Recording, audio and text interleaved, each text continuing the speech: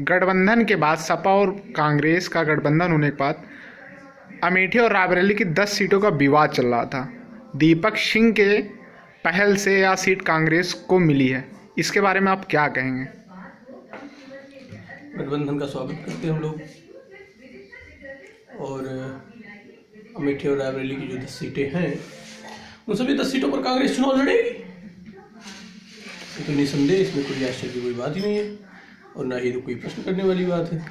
वहीं मुलायम सिंह के सबसे करीबी 105 जो सीटें कांग्रेस को दी गई है, मुलायम सिंह ने कहा कि वहाँ उनके सपा या उनके जो समर्थक हैं वहाँ लड़ें जहाँ से कांग्रेस को गठबंधन की सीटें दी गई हैं। इससे कांग्रेस को नुकसान तो हो ही सकता है। नहीं तो मुलायम की विचारधारा है ना, समाजवादी पार्टी की विचारधारा तो है नहीं। लेकिन आज पार्टी को उन्होंने ही खड़ा किया। जो भी पार्टी है जहाँ सपा पहुंची उन्हीं की तो देन है, आप ही के देन थी। डूबते हुए सूरज और उगते हुए सूरज दोनों में बहुत अंतर होता है। मुलायम सिंह यादव जी डूबते हुए सूरज हैं। आपने 27 साल यूपी बेहाल का नारा था, अब यह नारा बदल गया। अब यह शाद है पसंद, और शीला को आप यहाँ लेके आए। 27 साल यूपी बेहाल का नारा जी जी बदला नहीं हुआ है। एक वास्तविक सत्य है कि 27 साल यूपी बेहाल थी और 27 साल में यूपी बेहाल है।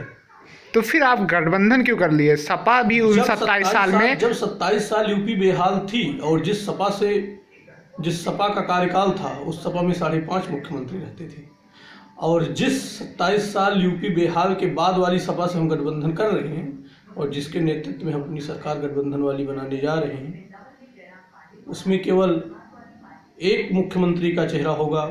केवल आप इतने विश्वास के साथ कैसे कर सकते हैं? क्योंकि अभी बाप बेटे का झगड़ा पूरी दुनिया ने देखा, चाचा का भी रोल था।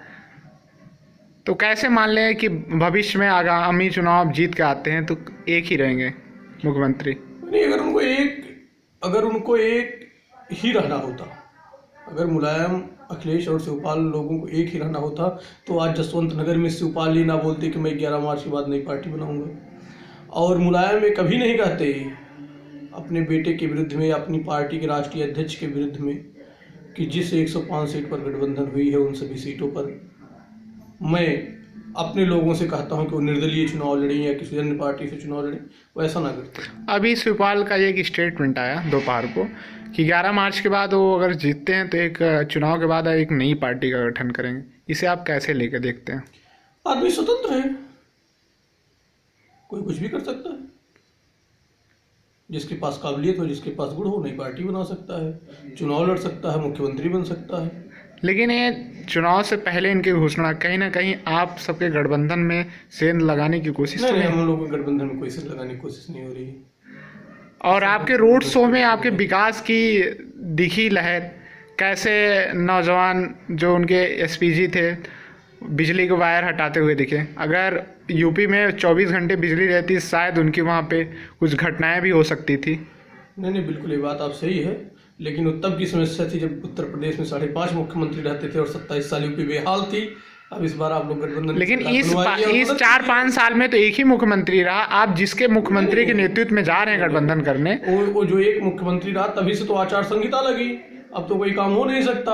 अब जो नई सरकार बनेगी उसके बाद जब रोड शो होगा, अगर उसके बाद बिजली के तार नीचे आएंगे तब फिर इस पे आप सवाल पूछें। अगर आपके गौरीगंज सीट दीपक सिंह वहाँ से आते हैं, वहाँ राकेश सिंह सपा के जो विधायक हैं वर्तमान, वो अखिलेश के करीबी हैं, क्या वहाँ की सीट कांग्रेस को मिलेगी कि नहीं मिलेगी? ये तो पार्टी की विषय भाई, ये तो पार्टी की विषय। लेकिन अभी तो अमेठी रायबरेली में दीपक सिंह का अहम रोल रहा, इसलिए पूछा क्योंकि उनका गढ़ है गौरीगंज। अमेठी रायबरेली कांग्रेस का गढ़ है, अमेठी रायबरेली कांग्रेस का गढ़ है, और दीपक सिंह जी राहुल जी का प्रतिनिधित्व कर रहे हैं, कांग्रेस पार्टी का नेतृत्व कर रहे हैं अमेठी और रायबरेली में, और उन्होंने बोला है कि अमेठी और रायबरेली कांग्रेस का गढ़ है, वहाँ पर कांग्रेस की आत्मा बसती है। कांग्रेस और रायबरेली की सभी 10 सीटों पर कांग्रेस पार्टी अपने प्रत्याशियों को उतारेगी, चुनाव लड़ाएगी। तो अगर कहीं ना कहीं तो पार्टी का विषय, अगर पार्टी बोल रही है तो होगा भाई, इस पर मैं कोई कमेंट नहीं कर सकता। कांग्रेस यहाँ काफ़ी वक्त से शासन कर रही है, यहाँ सत्ता से रही, आज भी यहाँ की मूलभूत जरूरतें वही बिजली, पानी, शिक्षा। नहीं, ऐसी कोई बात नहीं है। इस पर आप लोगों को विचार करना चाहिए। कि कांग्रेस पार्टी 1980-81 में आई यहाँ पे। तो 80-81 के पहले अमेठी जो था वो एक कस्बा था, अमेठी एक कस्बा था, लेकिन एक कस्बे को कांग्रेस पार्टी ने, गांधी परिवार ने, नेहरू परिवार ने विश्व स्तर पर एक पहचान दिलाई। क्या विश्व स्तर पे पहचान से यहाँ के युवाओं को रोजगार मिलेगा या उनका पेट भरेगा? उनको रोजगार भी चाहिए, अच्छी शिक्षा भी चाहिए। आप सही कह रहे हैं। अमेठी के युवाओं को, रायबरेली के युवाओं को रोजगार के लिए जब कांग्रेस पार्टी की सरकार थी, आज के 27 साल पहले जब कांग्रेस पार्टी की सरकार उत्तर प्रदेश में रहती थी और केंद्र में रहती थी, तब यहाँ पर HL, BHL, steel, Usha machine, cement जैसी कई एजेंसियों और फैक्ट्रियों की स्थापना की गई और हमारे यहाँ के युवाओं को उसमें रोजगार दिलाया गया। लेकिन दुर्भाग्य था अमेठी का, और दुर्भाग्य था। आप दुर्भाग्य कैसे कह सकते? 10 साल आप लगातार सत्ता में रहे केंद्र में, तब भी आप यहाँ वंचित रहे। आप सही कह रहे हैं। दुर्भाग्य थी उत्तर प्रदेश की, दुर्भाग्य थी अमेठी की कि 27 साल यूपी बेहाल और 27 साल अमेठी और रायबरेली बेहाल होना पड़ा।